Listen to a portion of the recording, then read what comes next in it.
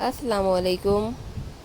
آج میں ایک امپورٹنٹ تحریر لے کر آپ لوگوں کے سامنے پیش خدمت ہوئی ہوں۔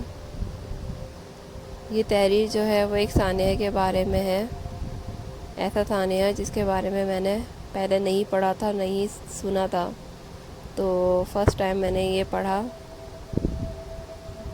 جس کو پڑھ کے میں شوق میں آ گئی کہ ہمارے پاس میں کیا کچھ ہو چکا ہے ملک کی تاریخ میں۔ ہو سکتا ہے آپ میں سے بہت سے لوگوں کو پتہ ہو، پر جن لوگوں کو پتہ نہیں ہے ان کے معلومات میں اضافے کا سبب بنے گا یہ۔ تو یہ 1972 میں ایک لسانی فسادات ہوئے تھے، بہت خون خرابہ ہوا تھا اس میں۔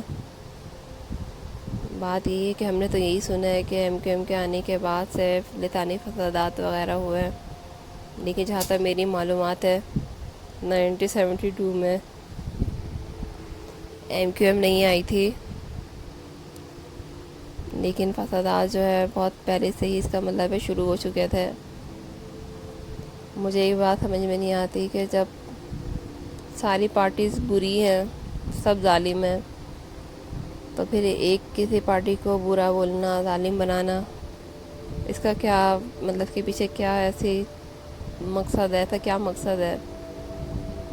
تو بات یہی ہے کہ ہمارے پاکستان میں چاہے عام عوام ہو یا چاہے پولیٹیکل پارٹی ہو یا اس کے لوگ ہوں، سب اپنے دائرہ کار میں فرعون بنے ہوئے ہیں، جس کو موقع ملتا ہے ایک دوسرے کے ساتھ فرعونیت دکھا جاتا ہے۔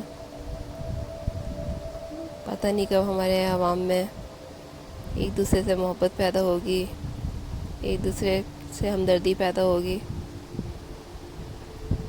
بس یہی دعا ہے کہ اللہ تعالیٰ سب کے دلوں میں رحم پیدا کرے ایک دوسرے کے لیے، آمین۔ چلیں اب میں اپنے ٹاپک کی طرف بڑھتی ہوں۔ جولائی سن 1972 کو کراچی میں ہونے والے لسانی فسادات سازش تھے یا کسی وقتی جذبے کا شاخسانہ؟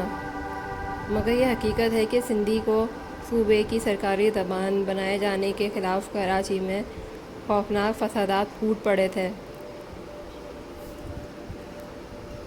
اس وقت کے وزیر اعلیٰ سندھ ممتاز بھٹو نے سندھ اسمبلی سے سندھی کو صوبے کی سرکاری زبان قرار دیے جانے کا بل کثرت رائے سے پاس کروا کر شہری کی اردو بولنے والی آبادی میں شدید بے چینی پیدا کر دی تھی۔ ضلع وسطی کے مشہور بستی لیاقت آباد المعروف لالو کھیت اس حوالے سے میدان جنگ بنا رہا۔ 10 نمبر لیاقت آباد میں واقع مسجد شہداء انہی فسادات کی یادگار بھی ہے۔ اس مسجد کے احاطے میں اب سے 48 برس قبل اپنے لسانی ناموس کے خلاف احتجاج کرنے والوں کو پولیس کی فائرنگ کا نشانہ بنا دیا گیا تھا، اور آج بھی 10 نمبر لیاقت آباد پر پانی کی ٹنکیوں اور جست کے ٹرنک بنانے والوں کے بیچوں بیچ واقع مسجد شہداء کے احاطے میں شہدائے تحریک اردو کی قبریں موجود ہیں۔ البتہ اب ایک 4 دیواری کھینچ کر شہداء کی قبور والے اس احاطے کو مسجد کے دوسرے دروازے سے متصل کر دیا گیا ہے۔ اس سانحے میں درجنوں افراد لقمہ اجل بنے اور سینکڑوں زخمی ہوئے۔ اس سے بھی بڑا نقصان یہ ہوا کہ اس دور کا کراچی جو مذہبی، لسانی اور فرقہ وارانہ ہم آہنگی کا گڑھ سمجھا جاتا تھا، نفرتوں کو ایک نہ ختم ہونے والے عفریت کی زد میں آ گیا۔ ہر سال 9 جولائی کراچی کے ان خونریز فسادات کی یاد دلاتا ہے۔ مگر جہاں ایک طرف کچھ عاقبت نہ اندیش سیاستدانوں کے غلط فیصلے نے اس خون اشام سانحہ کو جنم دیا، وہاں اس وقت کے صدر ذوالفقار علی بھٹو نے معاملہ فہمی کا مظاہرہ کرتے ہوئے فی الفور کچھ سندھی اور اردو بولنے والے دانشوروں کو اسلام آباد بلا کر ایک میز پر بٹھایا اور تیزی سے بھڑکتے ہوئے جذبات کی آگ بجھانے میں مرکزی کردار ادا کیا۔ اس عہد کے مشہور شاعر رئیس امروہی نے لسانی بل سے متاثر ہو کر اپنا مشہور ترانہ اردو کا جنازہ ہے ذرا دھوم سے نکلے تخلیق کیا، جس نے راتوں رات شہرت حاصل کی، اور یہی اشعار مظاہرین کے جذبات کو زبان دینے کا بھی باعث قرار پائے۔ بعد ازاں معاملہ رفع دفع کرنے کے لیے اسلام آباد بلائے گئے دانشوروں کے سرکاری وفد میں رئیس امروہی صاحب بھی پیش تھے۔ یہ ایک علیحدہ المیہ ہے کہ سانحہ کو تقریباً نصف صدی بیت جانے کے باوجود سندھی زبان کو صوبے میں ہی اس کا جائز مقام نہ مل سکا، اور سرکاری کاغذوں میں اردو بھلے ہی مملکت خداداد پاکستان کی سرکاری زبان ہونے کا تاج اپنے سر پر سجائے ہوئے ہے، مگر عملی طور پر انگریزی کو ہی سرکاری زبان کا درجہ حاصل ہے۔ سرخ فیتے نے پہلے ہی کیا کم تماشے دکھائے ہیں، جو اس قصے میں بھی بیوکریسی کے کردار پر روشنی ڈال کر بات کو طول دیا جائے۔ قصہ مختصر یہ ہے کہ 9 جولائی 1972 کے سانحوں کو یاد کریں یا ملک میں اردو اور صوبوں میں علاقائی زبانوں کی ناقدری کا رونا روئیں۔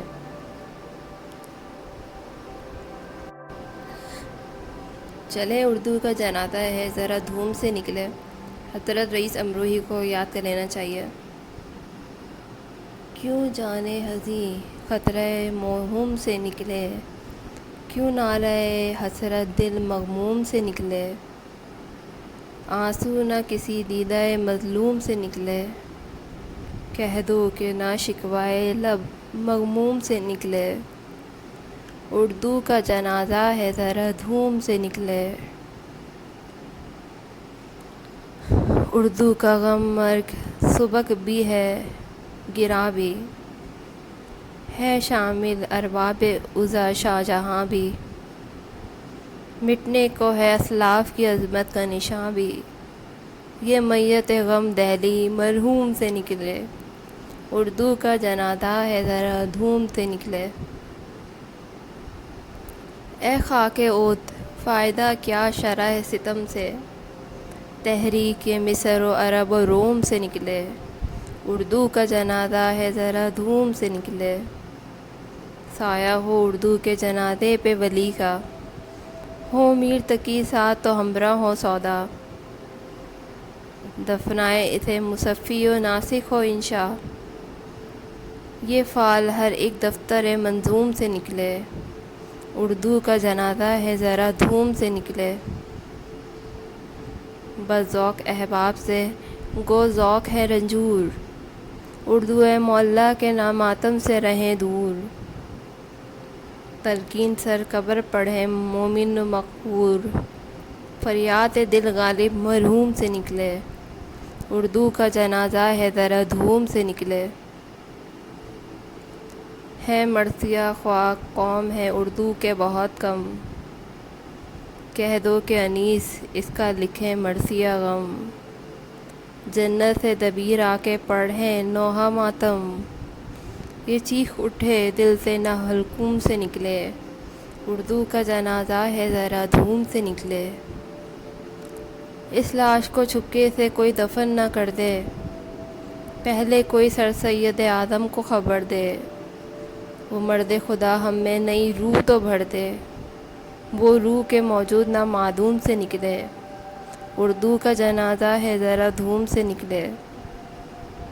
اردو کے جنازے کی یہ سجدج ہو نرالی، صف بستہ ہو مرحومہ کے سب وارث و والی، آزاد و نذیر و شرر و شبلی و حالی، فریاد یہ سب کے دل مغموم سے نکلے، اردو کا جنازہ ہے ذرا دھوم سے نکلے، اردو کا جنازہ ہے ذرا دھوم سے نکلے۔ شکریہ۔